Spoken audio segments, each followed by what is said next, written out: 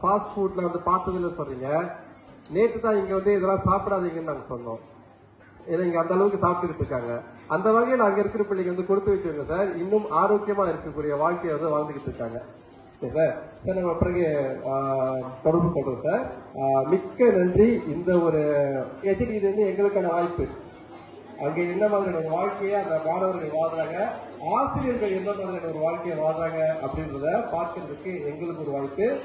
மேலும் வாய்ப்புகள் கிடைச்சுனாக்கா நம்ம ரெண்டு பேரையும் நிறைய இந்த மாதிரியான கொலபரேஷனான ப்ரோக்ராம் தான் செய்வோம் சார்.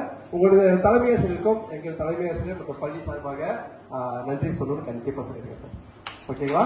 Thank you sir. என்ன பாய் சொல்லுங்க பாருங்க.